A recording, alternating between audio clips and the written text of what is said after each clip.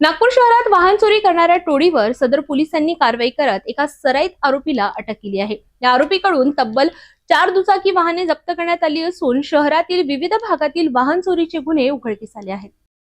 नागपूर शहरातील सदर पोलीस ठाण्याच्या हद्दीत घडलेल्या वाहन चोरीच्या गुन्ह्याचा पोलिसांनी यशस्वी छडा लावलाय।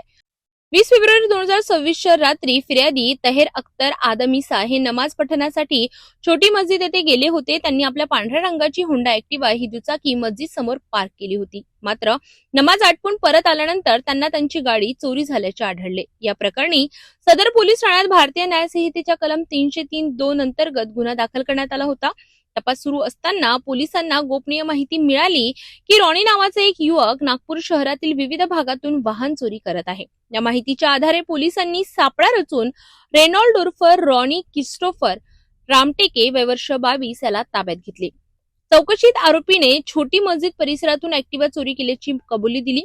त्याचबरोबर अधिक चौकशीत आरोपीकडून आणखी 3 दुचाकी चोरीची वाहने जप्त करण्यात आली आहे। याची अंदाजे किंमत 1,30,000 रुपये इतकी आहे।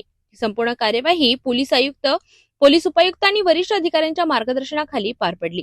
सध्या आरोपीकडून आणखी गुन्ह्यांची चौकशी सुरू असून इतर चोरी प्रकरणेही उघडकीस येण्याची शक्यता व्यक्त केली जात आहे।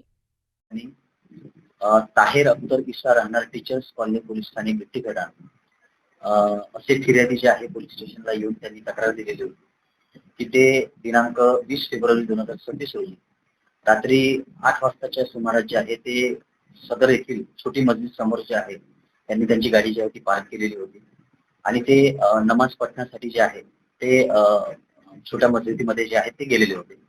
ते त्यांचे जे आहे नमाज पठण झाल्यानंतर जेव्हा ज्या ठिकाणी त्यांनी गाडी पार्क केली होती त्या ठिकाणी त्यांनी येऊन बघितलं की त्यांची गाडी त्या ठिकाणी जी आहे ते त्यांना मिळून आली।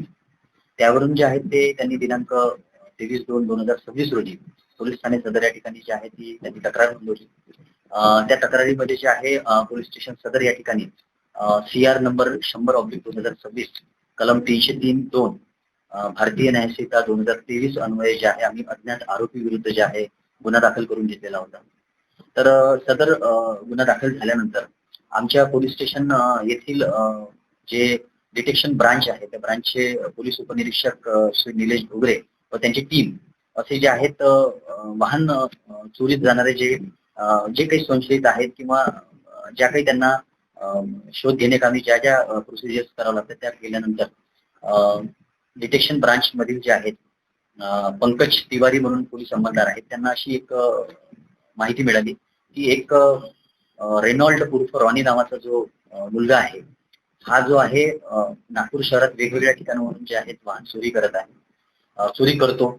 तर त्या अनुषंगाने जे आहे त्यांनी त्यांच्या पथकाने म्हणजे PSI निलेश घुगरे व पंकज तिवारी व त्यांचे जे सोबतचे जे स्टाफ आहे डिटेक्शन ब्रांचचा या लोकांनी जे आहेत त्याच्यावरती सापळा रचला आणि त्याच्यामध्ये जे आहे आरोपी रेनॉल्ड उर्फ रॉनी क्रिस्टोफर रामटेके वय 22 वर्ष राहणार लुंबिनी नगर पोलीस ठाणे जरीपटका नागपूर शहर या ठिकाणचा जो आरोपी आहे याला त्यांनी ताब्यात घेतल्यानंतर जे आहे त्याला सखोल विचारपूस केली आणि सखोल विचारपूस केल्यानंतर जे आहे सदर CR नंबर 100/2026 मधली जी गाडी गेली होती हिरो होंडा ऍक्टिवा या गाडीला जे आहे त्यांनी रिकव्हर केलं। त्याच्यामध्ये ती गाडी मिळून आली त्याच्याकडे आणि त्याच पद्धतीने जे आहेत त्यांनी जे आहे अधिक जे आहे त्याच्याकडे बारकाईने चौकशी केली त्याला विचारपूस केली आणि विचारपूस केल्यानंतर जे आहे त्याने एकूण 4 दुचाकी ज्या आहेत ज्या नागपूर शहरामधून वेगवेगळ्या ठिकाणावरून चोरीला गेलेल्या आहेत अशा 4 दुचाकी ज्या आहेत त्याच्याकडून जे आहेत डिटेक्शन ब्रांचने जे आहेत आमच्या